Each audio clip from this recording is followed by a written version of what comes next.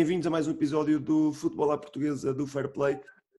Comigo tenho, como vem sendo o hábito, dois habituais, aliás, já do Futebol à Portuguesa, o Paulo Menezes e o José Nuno Queiroz. Desde já boa noite aos dois. E, José Nuno, vou começar por ti, porque obviamente hoje vamos falar daquilo que foi ou está a ser a jornada 12 da Liga NOS, e a jornada começa com aquilo que nós antevíamos e penso que era unânime, o grande jogo da jornada, um Sporting contra o Sporting de Braga, que os Leões acabam por ganhar por 2-0, e peço-te uma pequena análise desse jogo. Tu, como Sportingista, achas que o Sporting realmente mereceu a vitória relativamente folgada por 2-0 frente ao Braga, e achas que isto coloca de uma vez por todas a equipa do Sporting como uma das candidatas ao título, se não mesmo a candidata mais forte ao título nacional? Boa noite, Rui, boa noite ao Paulo. Antes de mais, dar os parabéns ao Paulo pelo seu novo projeto. Eu não estive cá na semana passada, mas vi, como é óbvio, este podcast e, portanto, tomei conhecimento e desejar as maiores felicidades ao Paulo. Acho que agora, um bocadinho, todos nós aqui no Fair Play, nomeadamente no Portuguesa, temos uma paixão especial e aquele carinho pelos clubes onde o Paulo estiver, porque também já faz parte aqui da família. Falando da jornada, de facto há dois destaques nesta jornada. Um era previsível, que é o jogo entre o Sporting e o Braga. Outro aconteceu hoje, que fruto da derrota do Benfica, se fosse uma vitória, se calhar não seria tanto destaque. Mas falando Desculpa só interromper-te, o empate do Benfica, eu sei que parece uma derrota e sim, o obviamente empate, os empates dos grandes, nomeadamente contra equipas ditas pequenas, parecem sempre derrotas, mas acaba por ser um empate. exato. É um empate que na cabeça e na mente de todos os benfiquistas é o equivalente a uma derrota. Sim. Pronto, falando do Sporting com o Braga, foi um jogo muito bem disputado, como já se achava que ia ser. Não sou tão radical na análise ao jogo como muita gente foi, de que o Braga foi muito melhor que o Sporting. Eu não vi o jogo tão assim. Cheguei a ler, inclusive, que o Braga foi melhor que o Sporting na maior parte do tempo. Eu não considero isso. Eu acho que quando o Braga foi melhor que o Sporting, durante um período de tempo que não é sequer mais de metade do jogo, mas durante aquele período foi muito superior ao Sporting. Mas o que é que me pareceu do jogo? Eu até acho que o Sporting entrou melhor no jogo. Tem a primeira situação, digamos, de perigo, com o Nuno Santos a isolar-se, é um grande corte do Gaio, que impede que aquele lance fosse mesmo uma clara oportunidade de golo para o Sporting. O Braga estava a ter dificuldades a sair. O Braga joga com uma tática idêntica à do Sporting, mas neste jogo, e fruto da Covid-19, tem a nuance do Sequeira ser um dos centrais, e o Sequeira é um lateral de origem, como sabemos, parecido com o que fez na Luz, mas na Luz tinha o Francisco Moura a jogar pela esquerda com o Galeno à sua frente, enquanto que neste jogo ele recuou o Galeno e preferiu dar maior consistência ao meio campo. Juntou o João Novaes ao Francés e ao Al-Musrati. Normalmente joga o Al-Musrati com o Francés ou com o Castro, que também está bem disponível, e ele decidiu juntar aqui uma nova peça e deixar apenas o Horta e o Paulinho na frente, com o Galeno a chegar muito, mas a ser o ala e não o extremo, como foi na Luz, por exemplo. E ao início o Braga estava a sentir muitas dificuldades, porque o Galeno é um jogador muito ofensivo e estava a ter dificuldades em explorar os corredores. Quer o Raul Silva, quer o Rolando não têm uma qualidade a sair com a bola tão boa como os três mais habituados, o Turmeno, o Bruno Viana e o David Carmo, e havia dificuldades em pegar no jogo. O Sport estava a pressionar bem, conseguia roubar bolas e estava com o controle do jogo. O Braga depois soltou-se. O Sport tinha uma oportunidade de golo que não chega a ser um remate, que é um cruzamento do Porro, que chega tarde no Nuno Santos, não conta para a estatística, mas por centímetros, que não é um lance muito perigoso para o Sporting. Depois o Braga conseguiu começar a jogar quase com dois e juntar mais o Al-Musrati e libertar o Sequeira na esquerda e subir um bocado o Galeno. E muitas vezes arrastando o seu jogo para a direita, onde o Horta caía para o meio campo, ele em triangulações com o Gaio e com um dos médios, conseguia atrair a equipa do Sporting, a bola chegava ao Al-Musrati e ele virava o jogo todo para o lado contrário, onde estava o Galeno, na esperança depois que o Galeno 1 para 1 com o Porro, ou com o Neto, que é o central daquele lado, conseguisse fazer estragos e com o apoio do Sequeira pela esquerda. Não deu tanto resultado como o Braga queria, porque o Pedro Porro faz uma exibição espetacular a todos os níveis, e depois o Braga, mas ainda assim isto deu algum poder no jogo ao Braga, conseguiu pegar no jogo, depois tem 3 oportunidades de golo muito flagrantes, o Ricardo Horta isolado, depois um canto com a bola a rondar ali a área do Sporting e depois um remate ao poste do Al-Nusrati, naquele que, a par do Ricardo Horta, é o lance mais perigoso da equipa do Braga.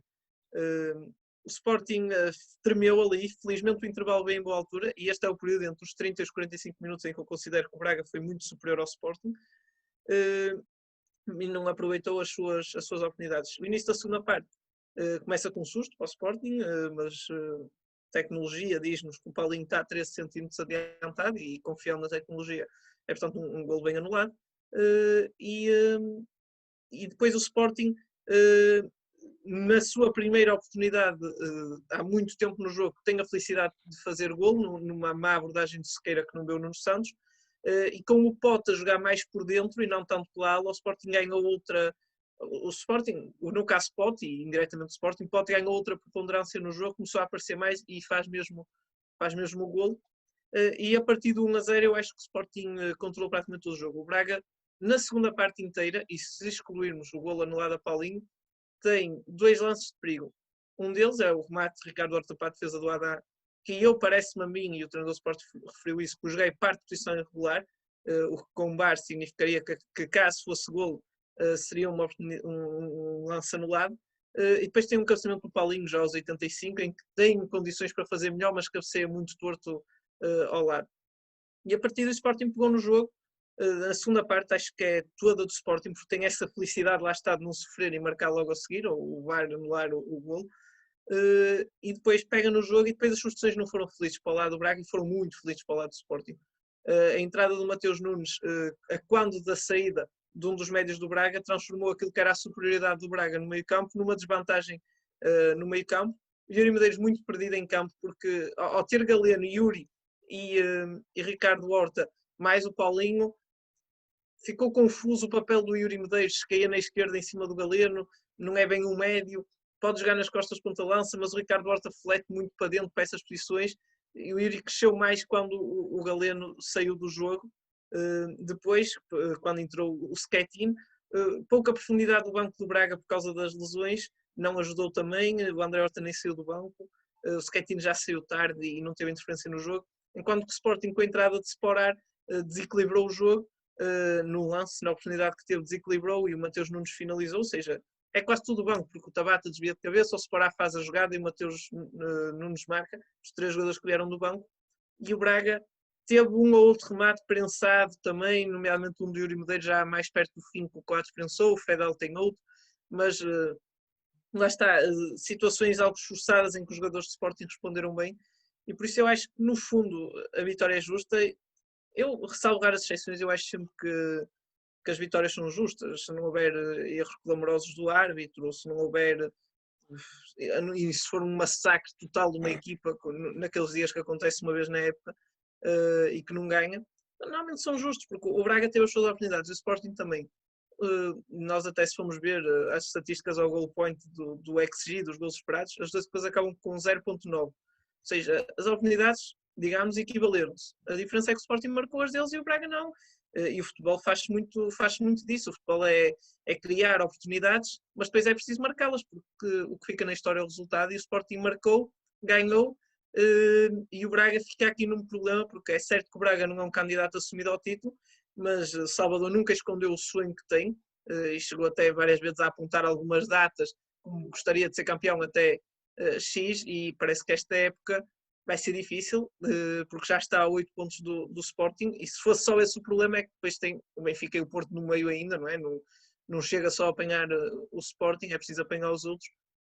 Vai jogar em casa com os 3, é certo, mas para além de ter que ganhar aos 3, para poder sonhar com alguma coisa, o Braga está praticamente proibido de perder nos restantes jogos que ainda vai ter.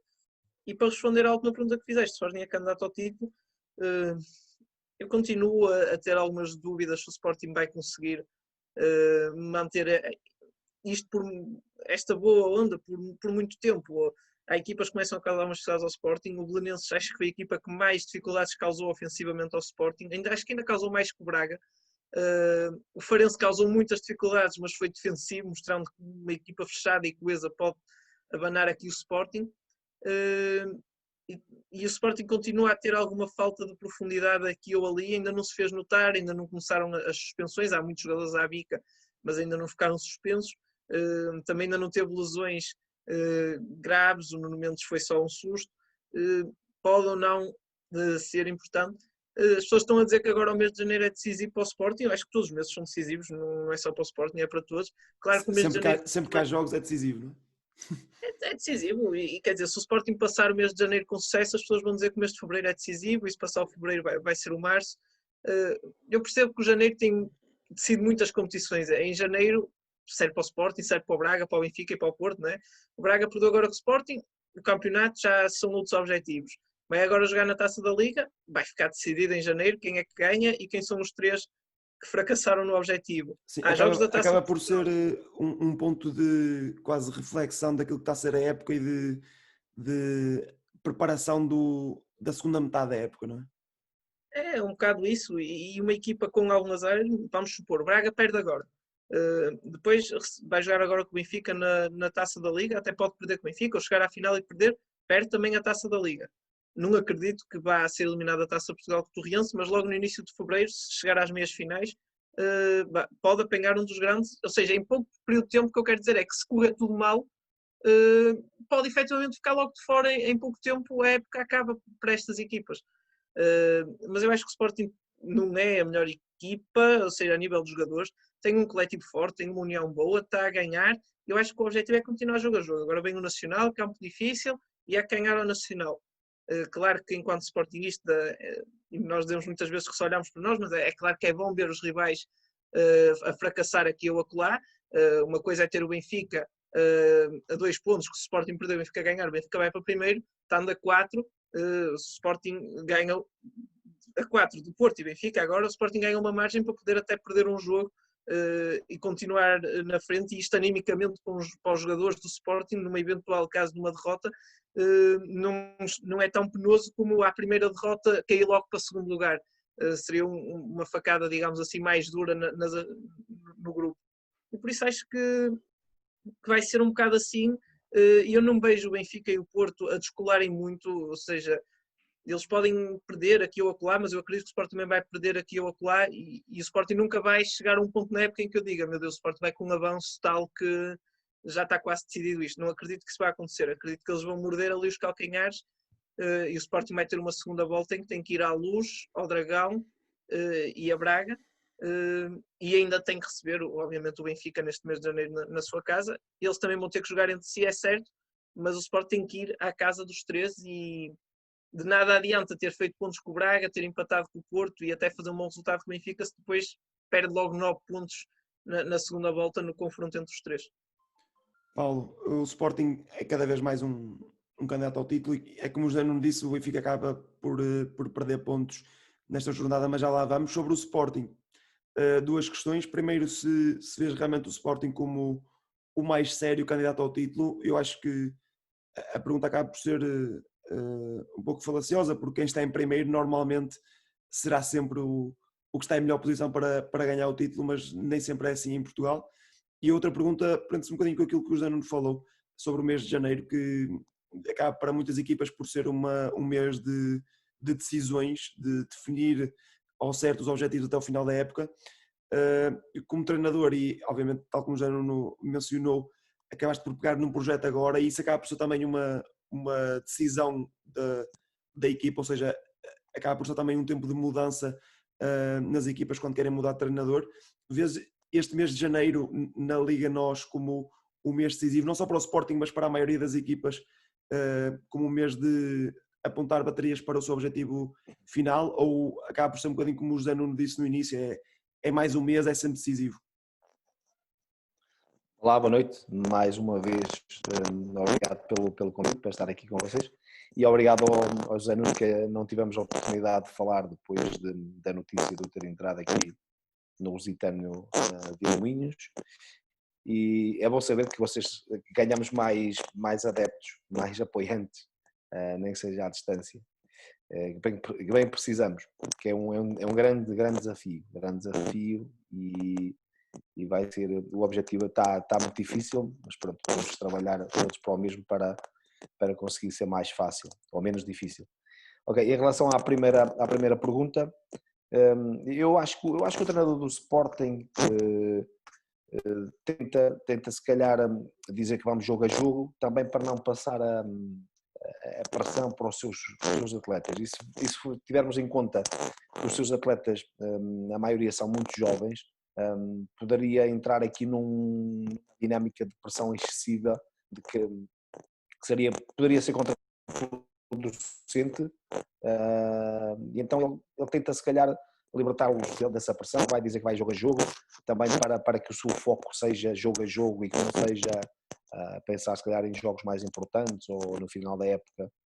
Por isso, se calhar, eu faria o mesmo, porque o Porto é o candidato, o Porto e o Benfica são sempre os candidatos, o Porto tem que defender o título, né? E o Sporting este ano está a regressar à luta pelo título, porque se bem nos lembrarmos, foi com o Jorge Jesus, antes dele sair do Sporting, que foi a época que esteve mais próxima do título, não é?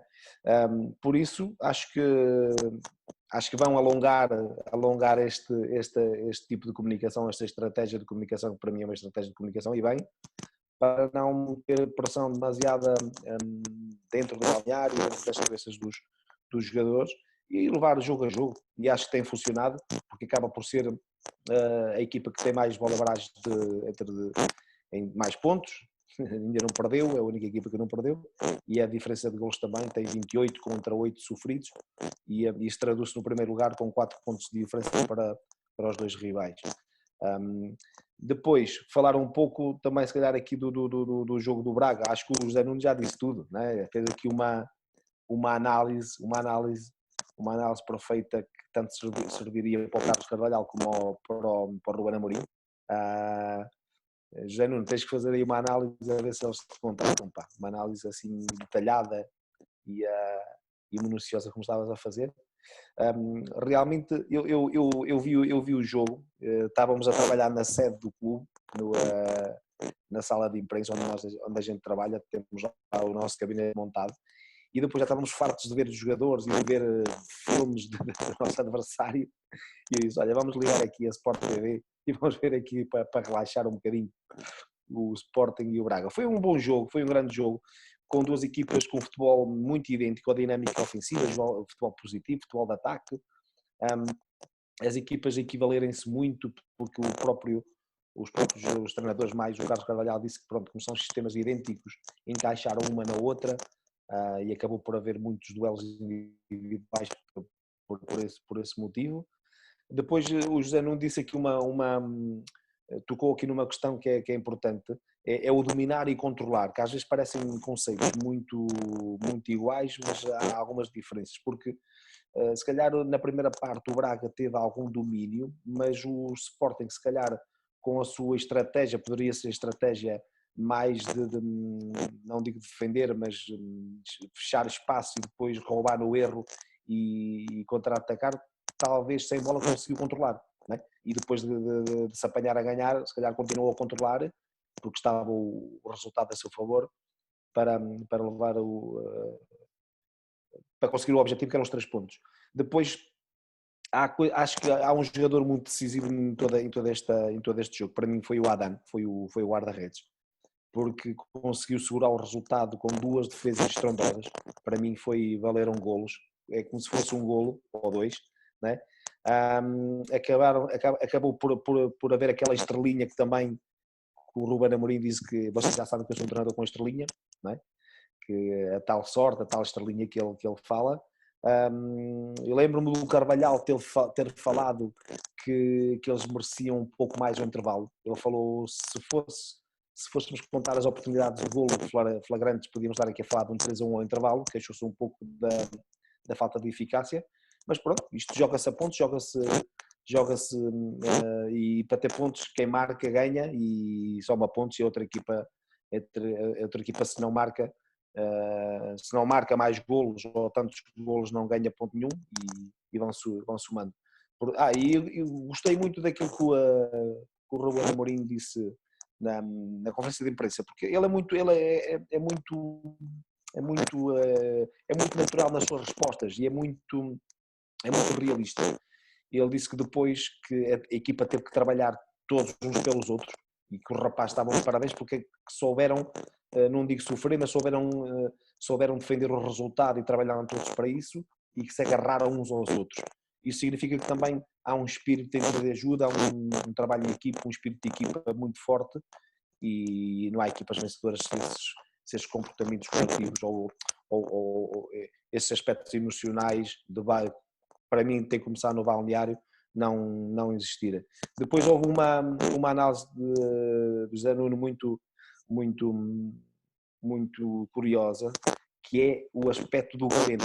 Eu acho que faz parte em muitos jogos e acho que evidenciou-se por isso. Acho que o Braga atraía muito pelo lado direito para depois conseguir atrair o Sporting, o bloco defensivo na basculação e depois conseguir girar o jogo através principalmente dos seus médios centros, que é para depois o Galeno ser rei e senhor, porque é muito perigoso de trás para a frente com espaço, não é? E é verdade que teve ali uns bons duelos com o Porro, não é? Apanhou o Porro pela frente, é isso, já não fiquei com essa ideia. É isso, foi um pouco. Faz uma Pronto. exibição soberba, defensiva Pronto. e ofensivamente. E ofensiva, porque depois acaba por ser o que aparece a fazer o gol, não é? Não faz o gol, mas conseguiu servir os colegas, a forma como pressiona alto, a forma como conduzia o jogo para a frente, um ou outro cruzamento. Ainda vai bater um livre que dá uma defesa relativamente fácil para o Mateus, mas ainda aparece nesse momento. Foi importante. Eu, a par do Haddad pelas defesas decisivas e o Porro pelo jogo, pela garra, pela forma como defendeu, para mim foram os homens do jogo para o Sporting. Pois. E então eu destacaria isso, tudo aquilo que eu disse até agora, e agora aquela questão do mês de janeiro. É assim, o mês de janeiro, se eles ganharem estes jogos e não ganharem em fevereiro, cada jogo vale 3 pontos. Está bem que há jogos para algumas equipas que podem significar o reajuste de objetivos. Podem começar a ficar longe de um objetivo, ou de entrar na Europa, ou de ser campeão, ou não é, o objetivo que tenham, e tem que redefinir os objetivos, mas isso é futebol, isto é mesmo assim. Mas em janeiro e fevereiro, não é? Em janeiro e fevereiro e março não... Sim, para redefinir os objetivos, sim, são meses cruciais, mas para ser campeão, uma equipa que vai na frente tem que ganhar com regularidade, porque o Porto e o Benfica estão ali a 4 pontos, não lhe vão dar descanso, nem podem, não é? Tem que recuperar estes pontos e o Sporting tem que olhar para trás, tem que ver, não pode relaxar. Não? Agora, é claro, as lesões e os castigos, e esperemos nós que não haja também quebras de rendimento para que o Sporting dispare e que faça andar os outros, que é para termos um campeonato a 3 até à última, e o Braga se calhar já está um pouco mais distante, mas pronto, infelizmente para o seu presidente e para os seus adeptos, que todas as adeptos acreditam, se calhar, o campeonato ainda é longo, mas se calhar com a dinâmica destes 3 da frente já começa a ficar muito distante, 8 pontos já é bastante. Mas pronto, está a 4 ali do Benfica e do Porto, vamos ver se lhe dá trabalho para se meter na Liga dos Campeões. Mas acaba por ser um pouco por aí, todos os meses são importantes, cada jogo vale 3 pontos, o Sporting tem que os ganhar para se manter na frente e os outros não podem deslizar e têm que os ganhar e esperar que o Sporting deslize para conseguir chegar à frente. Paulo, vou manter contigo porque temos falado já da distância de 4 pontos do Benfica, que, como o José Nuno disse bem, eram 2 antes desta jornada e o Benfica acaba por hoje perder pontos nos Açores frente ao Santa Clara. O jogo era para ser ontem, mas foi adiado por causa do estado do relevado. E as minhas 2 perguntas para ti são, obviamente, uma análise daquilo que o Benfica está a passar neste momento. É uma fase complicada para a equipa de Jorge Jesus e para o treinador em específico. E a outra pergunta prende-se com a qualidade do relevado nos Açores que não existia factualmente.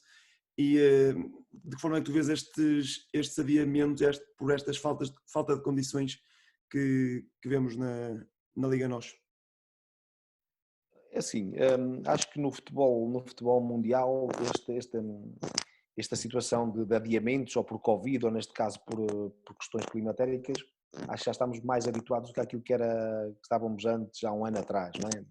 Pronto, infelizmente é assim, e acho que os clubes, os E jogadores, os aqui, treinadores têm que aqui estar em a contar com Portugal, isso. desculpa interromper, aqui em Portugal até já há Sim, uma sim. tradição dos jogos, mesmo na Madeira, de serem de serem adiados por causa das condições climatéricas. Sim, por causa principalmente de Nevoeiro, No não é? voeiro, sim. Lá no estado, principalmente lá acima no estado Nacional, que fica Sim. lá numa zona geográfica que é propícia a Nevoeiro, já estamos habituados. E este foi mais um jogo, é assim, é sabido que já há muito tempo que o relvado do Santa Clara não tem as melhores condições principalmente para a equipa da casa. Porque eu lembro-me quando estava a treinar o Ideal e acompanhava mais de perto não só os jogos do Santa Clara, porque quando era possível eu ia sempre ver os jogos em casa deles, mas depois também acompanhava um pouco as declarações do atual treinador do Guimarães, que ele queixou-se e abriu lá uma guerra um pouco com o governo da Madeira, dos Açores, desculpa, queixando-se um pouco das condições do terreno, porque se bem nós recordamos que é um treinador que gosta que as suas equipas joguem bom futebol, um futebol de toque, um futebol apoiado, e para isso tens que ter bons tapetes, que é para os jogadores exporem o seu potencial, e claro, e que as ideias do treinador saiam na perfeição ou quase na perfeição.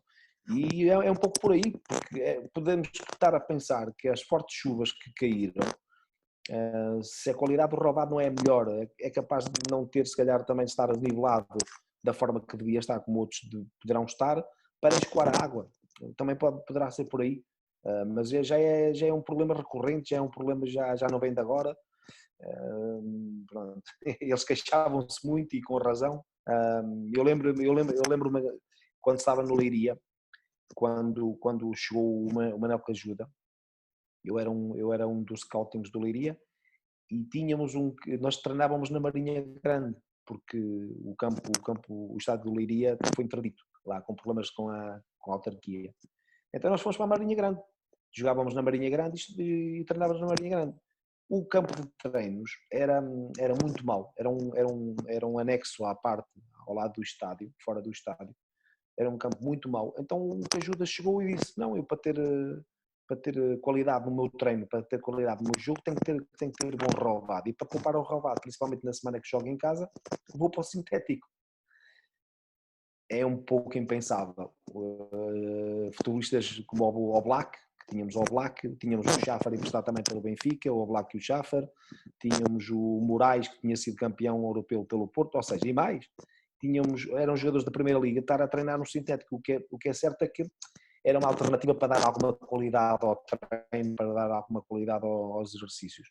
É uma questão que o clube e a autarquia, o governo dos Açores tem que resolver, porque depois são os espetáculos que ficam a perder, é o futebol português que fica a perder, principalmente quando vão lá as grandes equipas jogar, se calhar o relvado em mau estado, se calhar, assim, não beneficia nenhuma equipa, não beneficia o espetáculo, mas é capaz de prejudicar mais a equipa que quer à partida ganhar, o Porto, o Benfica, o Sporting, o Braga, que vão lá com o intuito de ganhar sim ou sim.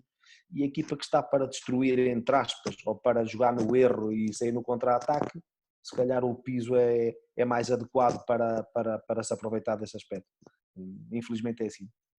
Sim, mas acho que é importante teres dado também este testemunho de que mesmo para a equipa da casa acaba por ser mau e ter esse testemunho mesmo em real de um treinador que já não está no Santa Clara, mas que passou pelo Santa Clara, que se queixava recorrentemente disso. José Nuno, o Benfica, com o jogo adiado, acaba por perder pontos na mesma. Digo perder pontos na mesma porque com aquelas condições era difícil jogar, mas o que é certo é que o Benfica conseguiu na mesma não ganhar. O que é que acha desta exibição do Benfica e o que é que isso pode dizer para o futuro da equipa encarnada na Liga NOS? A exibição do Benfica, Jorge Jesus, dentro da sua má comunicação, não fez uma má análise. A primeira parte do Benfica foi boa, a segunda, nem por isso. De facto, na primeira parte do Benfica conseguiu controlar, lá está aquilo que o Paulo dizia, controlou o jogo, chegou ao golo, e depois parecia que o jogo estava sem perigo para o Benfica. Depois veio a segunda parte e o golo, e o Benfica, lá está, o Benfica é uma equipa que, como está neste sobressalto já há algum tempo, acusa muito os momentos negativos, mais do que o que é normal nos seus rivais. E depois o Benfica, repara, um jogo controlado, um jogo em que o Santa Clara não fazia nada, o Benfica sofre o golo e o Santa Clara parecia a melhor equipa no jogo. O Benfica chegou a estar quase meia hora sem fazer um remate, nem à baliza, um remate no jogo. E isso é estranho, e isto tem a ver, isto é algo que depois nem é treino, ou seja, isto já está na mentalidade dos jogadores, os jogadores ficam nervosos, ficam a pensar, vamos perder, e aquilo bloqueia de tal maneira aos jogadores que aquilo que saia com naturalidade na primeira parte, como a jogada do golo, lances bonitos, como já saiu em vários jogos, parece que desaparece da equipa do Benfica. De facto, o Benfica lá está, como não está com aquela mentalidade, nem pode estar do Sporting de jogo a jogo, como tem obviamente uma mentalidade, vamos aqui para ser campeões, investimos para ser campeões, contratamos para ser campeões, treinador e tudo, não pode ter esse discurso, e ao não ter esse discurso acontece isto, quer dizer, se o Sporting tivesse a 4 pontos do líder, pronto, jogo a jogo, vamos ver, quando é o Benfica, a pressão é maior ainda por cima, porque o Benfica começou lá em cima, começou em primeiro e agora caiu. O Porto, por exemplo, também está a 4, mas começou cá de baixo e parece que está a subir, ou seja, parecem menos pontos do que aqueles que são Sim, do está a ser, Benfica. mesmo a nível de exibições, está a ser uma recuperação do Porto e uma queda do Benfica, podemos dizer. Exato, isto para explicar que estão os 2 a 4, porque é que se fala no Benfica e não se fala no Porto. É um bocado por causa desta forma mental. Neste momento o Benfica está em baixo e o Porto está claramente em cima. E vê-se no discurso, Sérgio Oliveira já está a fazer mira ao primeiro lugar, que é o discurso que se tem que ter, como é óbvio, mas nota-se que os jogadores estão confiantes que podem lá chegar porque sentem que estão a jogar muito bem agora. Mas continuo a dizer que o Benfica tem um excelente plantel, tem um bom treinador. Eu acho que a dizer que o Jesus é um treinador bom do ponto de vista técnico, tático. As coisas não estão a funcionar, mas não estão a funcionar com o Jesus. E o Darwin tem 3 golos na Liga NOS, quer dizer, marcou hoje o seu 3º golo na Liga NOS. Estamos a falar de um avançado que custou 3 golos. O Evan Nilsson tem 2 golos no Porto, o Tiago Tomás acho que tem 2 golos no Sporting. Quer dizer, é muito pouco para o Darwin, ou seja, não é só do treinador, há jogadores bons, caros, que não estão a render o que era suposto render. Continuo a achar que há lacunas no plantel que não foram preenchidas no mercado e houve sobreposição de coisas no Benfica. Por exemplo, acho que Darwin, apesar de ser um excelente jogador, o Benfica tinha Vinícius e eu acho que o Benfica continua a não ter um bom lateral direito. Quer dizer, eu sei que o Benfica gastou muito dinheiro, mas se calhar é melhor, em vez de gastar 20 milhões no Darwin, gastar 10 num bom lateral direito, porque tinha o Vinícius. Se pudessem vir o Darwin e um lateral direito, melhor ainda. Lá está, mas acho que faltou esta gestão do Benfica de perceber, vamos primeiro compensar as lacunas. Já tinha vindo Pedrinho, que já estava contratado antes de chegar, e foi-se buscar o Everton na mesma. Ainda temos o Rafa, ainda temos o Sérvio que lá anda, mas temos um déficit sei lá, de um lateral esquerdo suplente, temos um déficit E nisso aí também há a culpa de Jorge Jesus pela escolha dos alvos? Ou achas que parte mais da direção do clube? Eu acho que é uma culpa dos dois, porque eu não acredito que Jorge Jesus, não acredito, sei, Não decide sozinho, não é? sei mesmo que Jorge Jesus não é o treinador que entrega a pasta das contratações à direção, ao Rui Costa, e deixa que e depois vê o grupo que tem para trabalhar. Jorge não funciona assim. Jorge Jesus é muito envolvido nessa parte, como eu acho que os treinadores devem ser. Agora, o que é que Jorge Jesus pediu versus o que é que a direção lhe pôde dar, nunca vamos saber, só se algum deles vier falar no futuro. O que nós sabemos é que de facto há lacunas. Jesus achou que não eram lacunas e a direção só lhe deu para os outros. Jesus achou que eram lacunas, mas preferia, por exemplo, ter o Darwin e achava que podia safar ali o acolá entre ter um ou outro. Isto depois é uma negociação, e o Paulo sabe isto melhor que nós, de certeza. Isto depois é uma negociação do presidente, diretor desportivo, caso haja, olheiros, equipa técnica, para fazer esta análise. E isto temos que ver. Uma última nota que queria dar, porque sobre se o César José Peixoto foi despedido, não se sabe ao certo as razões, mas fala-se que foi por, digamos, intrometer no seu trabalho. Eu não quero estar a ser injusto com a direção do Moreirense, se isto não for verdade, atenção, mas se for verdade, e isto não é caso virgem no futebol, nós já tivemos o Carvalhal a dizer que isto aconteceu num clube, as direções que percebam de uma vez por todas que o treinador está ali para treinar.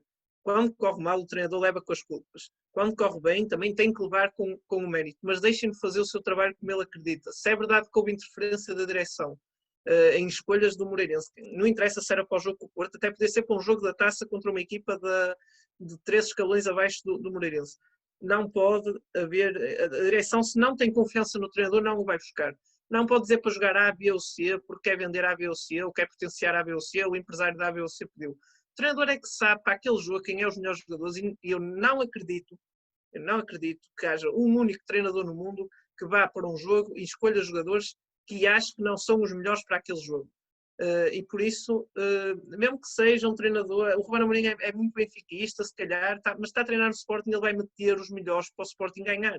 Não haja dúvidas, pelo menos no que ele acha que são os melhores. E o César Peixoto, com certeza que estava a planear o jogo com o Porto da melhor maneira possível para poder levar de vencida a equipa do Porto. E por isso, se for verdade, as direções têm que ter muito cuidado com isto. Paulo, eu acho que este comentário do José não dava em si um episódio, o nosso tempo está a chegar ao fim, mas eu acho que pode já ficar o convite para a próxima semana, caso seja possível, falarmos apenas deste tema, porque eu acho que é um tema e tendo um treinador entre nós, acho que faz todo sentido abordar o papel das direções na influência que têm sobre os treinadores, o que é que existe e o que é que não deve existir. Acho que dá em si um episódio. Eu estou de acordo com o José Nuno e agora estou-me aqui, é claro que a gente quando não está dentro do processo acabamos por ter só aquilo que vem nos jornais e pronto, e às vezes somos induzidos em erro ou podemos ser induzidos em erro ou pode não ser bem verdade, pronto. Sim, não temos o outro lado, não é? Exato, e então pronto, ficamos com aquela história. É assim, há uma coisa que é certa, eu não acredito que também uma coisa tão grave pudesse ter vindo de um treinador se não houvesse, costuma-se dizer em português, não dá fumo a fogo, né? Pronto. Exato. Ele falou, quer dizer, a bola assumiu que sabe de fonte segura que ele afirmou isso, poderá ser. E depois também é muita coincidência, foi antes de um jogo grande. Eu acho que isto vai tudo um pouco da definição dos objetivos no início da época. Se é para em algum jogo determinado potenciar os jogadores, mostrar os jogadores a essa equipa grande, tem que definir durante as negociações para assinar. E o treinador tem que pronto, ou aceita ou não aceita. Ou não aceita essa parte que a direção lhe impõe, ou lhe pede, ou lhe sugere, mas se aceita, pronto, tem que assumir, tem que cumprir, porque depois também há a parte financeira e tem que cumprir, não é? Se não aceita, decidido. Se não está decidido e depois aparece assim do nada, é muito grave. Mas falamos na próxima semana. Eu acho que a próxima semana fazemos. Há muito pano para mangas, não é? Muito. Muito bem, muito obrigado aos dois. Prometemos aos nossos ouvintes já estar de volta na próxima semana com um tema quente do futebol português e ainda mais quente com esta notícia do César Peixoto, mesmo antes do jogo com o José Nuno Queiroz, que obviamente, como o José Nuno Queiroz disse antes do jogo contra o Porto, que obviamente poderá não querer dizer nada, mas é curioso e é um facto do caso. Mais uma vez obrigado aos dois e aos nossos ouvintes, peço que passem no nosso site, vejam os artigos que vamos fazendo sobre o futebol português e não só, e continuem desse lado que nós vamos continuar deste. Obrigado e até à próxima.